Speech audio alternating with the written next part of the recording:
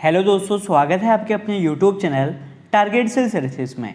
आज है 8 अगस्त और आज के इस लेक्चर में हम दोस्तों बात करने वाले हैं 8 अगस्त से जितने भी करेंट अफेयर्स के क्वेश्चन बनेंगे सारे क्वेश्चन को इस लेक्चर में हम डिस्कस करेंगे और साथ ही इन करेंट अफेयर्स के क्वेश्चन से जो भी इम्पोर्टेंट पॉइंट बनेगा उन्हें भी हम देखने वाले हैं। सबसे पहले दोस्तों यहाँ पे हम बात करते हैं जो लास्ट क्लास में आपसे क्वेश्चन पूछा गया था कि नीति आयोग के वर्तमान में अध्यक्ष कौन है। दोस्तों मैं आपको बता दूं कि ये जो नीति आयोग है इसके वर्तमान में अध्यक्ष नरेंद्र मोदी जी है। करेक्ट आंसर है ऑप्शन थर्ड। यहाँ पे दोस्तों सबसे बड़ा पॉइंट ये है कि नीति आयोग के जो अध्यक्ष हैं वह कौन होते हैं, तो यह देश के प्रधानमंत्री होते हैं। तो वर्तमान में हमारे देश के जो प्रधानमंत्री है वह नरेंद्र मोदी जी है, इसलिए नीति आयोग के वर्तमान में अध्यक्ष कौन हो गए, तो यह नरेंद्र मोदी हो गए। यहाँ पे हम बात कर रहे हैं नीति आयोग की, तो 1 जनवरी 2015 को नीति आयोग की स्थापना की गई थी। मैं आपको बता दूं इसका मुख्यालय नई दिल्ली में स्थित है। और दोस्तों ये जो नीति है इसका फुल फॉर्म याद रखना, काफ़ी बार एग्जाम में पूछा जाता है, तो यह national institution for transforming India इसका फुल फॉर्म होता है। मैं आपको बता दूं कि नीति आयोग के उपाध्यक्ष के सुमन बैरी है और इसके सीईओ दोस्तों परमेश्वरम अय्यर है। तो ये सभी महत्वपूर्ण पॉइंट है इस क्वेश्चन से जो आपको याद रखना है। याद रखना कि स्थापना कब हुई थी, तो 1 जनवरी 2015 को। मुख्यालय कहाँ पर स्थित है, तो नई दिल्ली में। और नीति का जो फुल फॉर्म है वो क्या है, तो national institution for transforming India. इसके उपाध्यक्ष कौन है, तो यह के सुमन बेरी है। और सीईओ की बात करें दोस्तों तो यह परमेश्वरन अय्यर है। साथ ही आपको याद रखना कि नीति आयोग के वर्तमान में अध्यक्ष कौन है, तो हमारे देश के प्रधानमंत्री नरेंद्र मोदी जी है। तो ये सभी महत्वपूर्ण पॉइंट हो गए इस क्वेश्चन से जो आपको याद रखना है। और अब दोस्तों हम शुरुआत करते हैं जो लास्ट क्लास में क्वेश्चन के थे उनके रिवीजन की। रिवीजन का पहला क्वेश्चन है कि कॉमनवेल्थ गेम्स 2022 में भारत के किस खिलाड़ी ने इतिहास में दोस्तों पहली बार ऊंची कूद में कहाँ से पदक जीता है।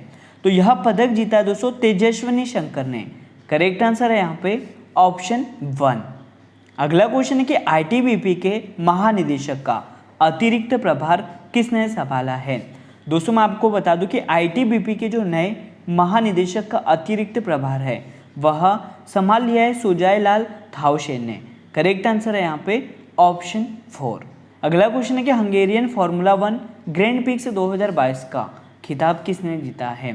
दोस्तों इस खिताब को जीता मैक्स वेरस्टेपन ने। यहाँ पे करेक्ट आंसर है ऑप्शन 1।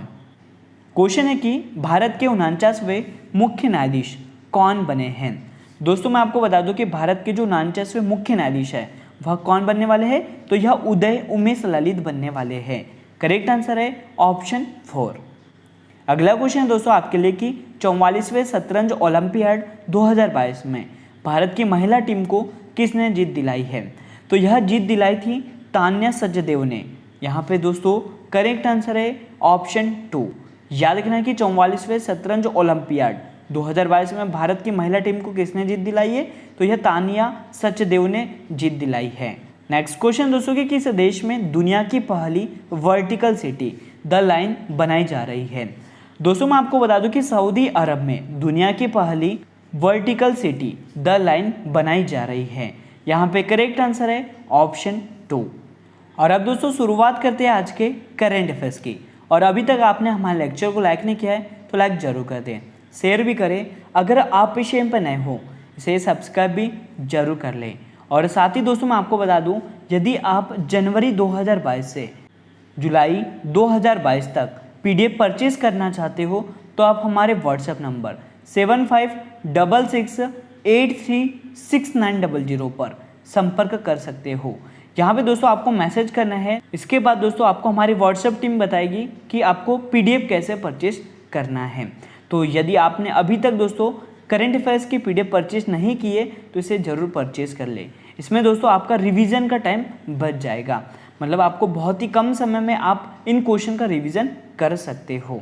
शुरुआत करते हैं आज के पहले क्वेश्चन के साथ कि भारत के नए उपराष्ट्रपति कौन बने हैं।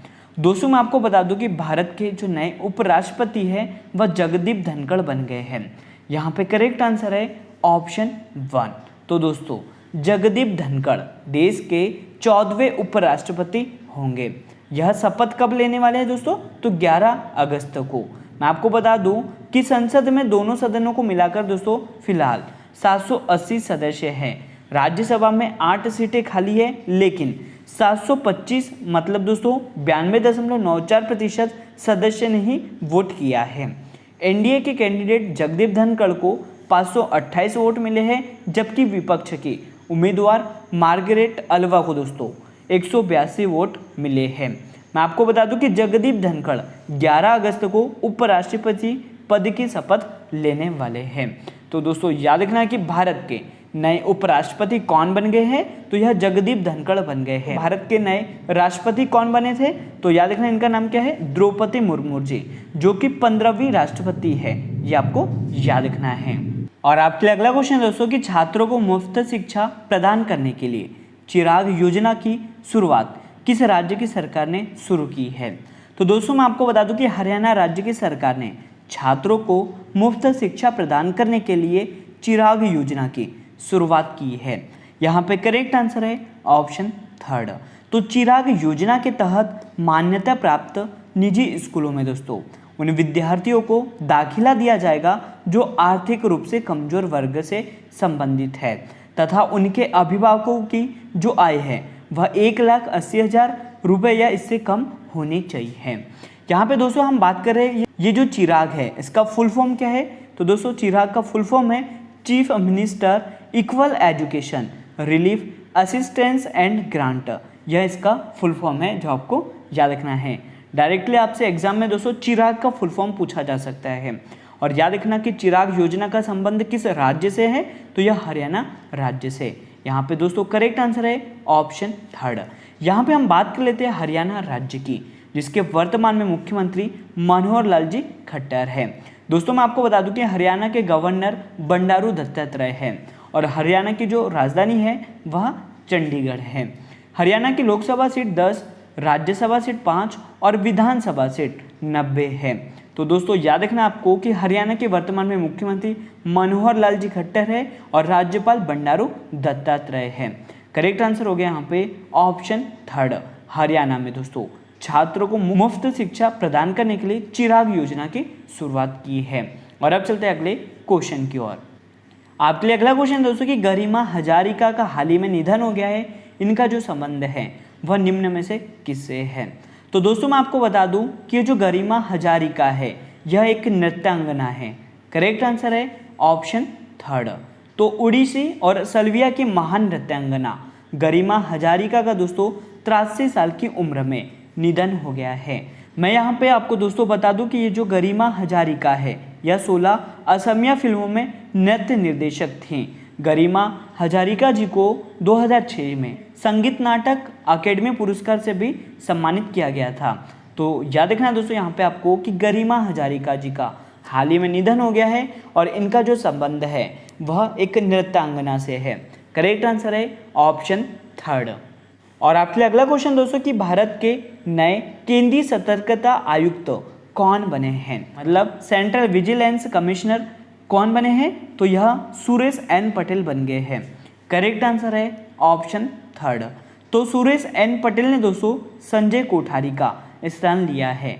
मैं आपको बता दूं दोस्तों कि ये जो केंद्रीय सतर्कता आयोग है इसके आयुक्त की जो नियुक्ति है वह राष्ट्रपति द्रौपदी मुर्मू जी द्वारा की गई है।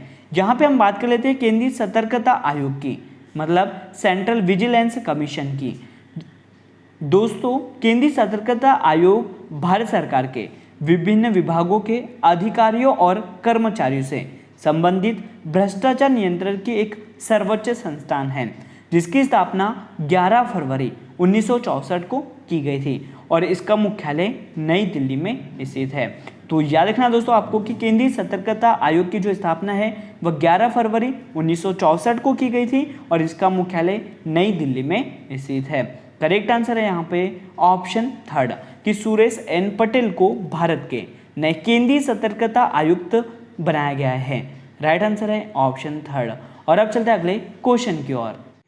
और आपके लिए अगला क्वेश्चन दोस्तों कि अमेरिकी सीनेट ने किन 2 देशों को नाटो में शामिल होने की मंजूरी दे दी है? दोस्तों मैं आपको बता दूं कि अमेरिका सीनेट ने स्वीडन और फिनलैंड को नाटो में शामिल होने की मंजूरी दे दी है? यहाँ पे करेक्ट आंसर है ऑप्शन 2। तो अमेरिकी संसद के उच्च सदन सीनेट ने स्वीडन और फिनलैंड को नाटो में शामिल करने की मंजूरी दे दी है।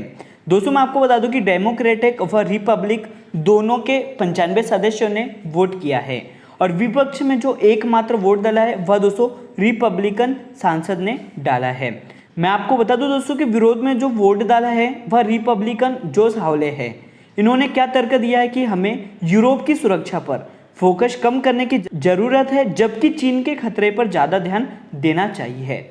मतलब यहाँ पे इनका कहना ये रहा है कि हमें यूरोप की सुरक्षा पर फोकस कम करना है, लेकिन जो चीन है इसके खतरे पर हमें ज़्यादा ध्यान देना चाहिए, यह इनका कथन रहा है। तो याद क्या रखना है यहाँ पे कि अमेरिकी सीनेट ने किन 2 देशों को नाटो में शामिल करने की मंजूरी दी है? तो स्वीडन और फिनलैंड को। यहाँ पे हम दोस्तों बात कर रहे हैं नाटो की, मतलब उत्तरी अटलांटिक संधि संगठन की। यहाँ पे इंग्लिश में दोस्तों आपको याद रखना है नाटो का फुल फॉर्म क्या होता है? तो नॉर्थ अटलांटिक ट्रीटी ऑर्गेनाइजेशन, यह इसका फुल फॉर्म होता है। मैं आपको बता दूं नाटो की जो स्थापना है वह 4 अप्रैल, दोस्तों डेट याद रखना, 4 अप्रैल 1949 को की गई थी और इसका मुख्यालय ब्रुसेल्स, याद रखना ब्रुसेल्स दोस्तों बेल्जियम में स्थित है। और इसके महासचिव कौन है? तो यह जेंस स्टोल्टेनबर्ग है। याद रखना महासचिव कौन है दोस्तों? तो जेंस स्टोल्टेनबर्ग है। इसमें सदस्य देश की जो संख्या है वह लगभग 30 है। याद रखना कितनी है? तो यह 30 है। तो नाटो से ये सभी महत्वपूर्ण पॉइंट है दोस्तों कि नाटो की जो स्थापना है वह 4 अप्रैल 1949 को की गई थी। इसका मुख्यालय ब्रुसेल्स बेल्जियम में स्थित है। इसके महासचिव कौन है? तो यह जेंस स्टोल्टेनबर्ग है और इसमें सदस्य देश कितने हैं? तो ये 30 है।